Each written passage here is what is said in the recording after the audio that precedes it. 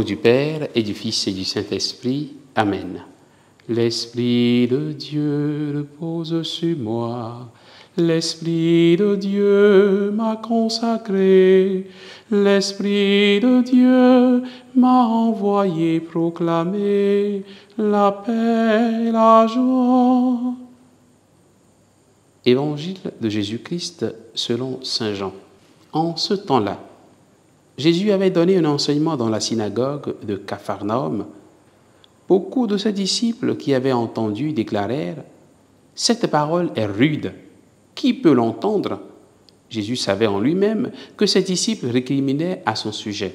Il leur dit « Cela vous scandalise, et quand vous verrez le Fils de l'homme monter là où il était auparavant, c'est l'Esprit qui fait vivre, la chair n'est capable de rien.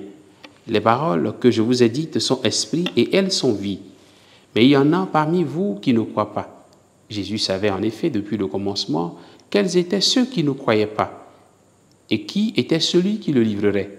Il ajouta, « Voilà pourquoi je vous ai dit que personne ne peut venir à moi si cela ne lui est pas donné par le Père. » À partir de ce moment, beaucoup de ses disciples s'en retournèrent et cessèrent de l'accompagner.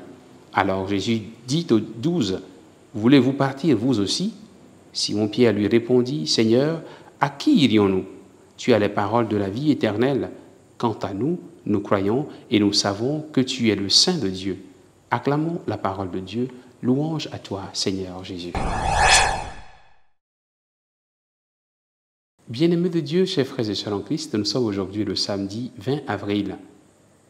Cette parole est rude. Qui peut l'entendre? Voilà l'exclamation, voilà l'interrogation de ceux qui écoutaient Jésus, surtout ses disciples, dans la synagogue de Capharnaüm. Après avoir écouté de telles paroles, ses disciples, certains, l'abandonnent.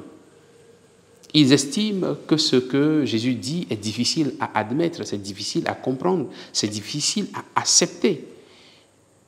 Ils ne comprennent pas comment Jésus peut donner son corps et son sang, et ils l'abandonnent. Et cela arrive souvent. Cela arrive souvent qu'à un moment donné, des frères et sœurs avec qui nous avons cheminé abandonnent le Seigneur et son Église, parce que parfois certaines paroles du Seigneur ne leur conviennent plus assez. Pourtant, ces paroles sont esprit et elles sont vie, comme nous l'avons écouté. C'est ce que Simon-Pierre va comprendre sous la motion de l'Esprit Saint. À qui irions-nous? Tu as les paroles de la vie éternelle. Des gens continuent aujourd'hui malheureusement d'abandonner le Seigneur. Des frères et sœurs avec qui nous avons fait un bout de chemin pendant quelques années se retournent contre le Seigneur, contre Jésus et contre son Église. Certains quittent parce qu'ils n'arrivent plus à comprendre ce que le Seigneur dit, parce que ces paroles ne leur conviennent plus, parce que ces paroles ne répondent plus à leurs attentes. Mais nous qui voulons rester avec le Seigneur Jésus, nous savons que lui seul a les paroles de la vie éternelle. Nous savons également qu'il se livre à nous dans l'Eucharistie et que rien ni personne ne pourra nous enlever cette grande richesse spirituelle que lui-même nous donne en se livrant totalement. Nous savons que Jésus ne nous trompe pas quand il dit que celui qui mange sa chair aura la vie éternelle. Nous savons, nous croyons cela. Demandons au Seigneur la grâce de croire davantage en sa parole, mais aussi la grâce de croire en l'Eucharistie, pain vivant descendu du ciel. Qu'il nous bénisse, qu'il vous bénisse, frères et sœurs, en ce jour, et qu'il vous garde en sa paix, au nom du Père, et du Fils, et du Saint-Esprit. Amen.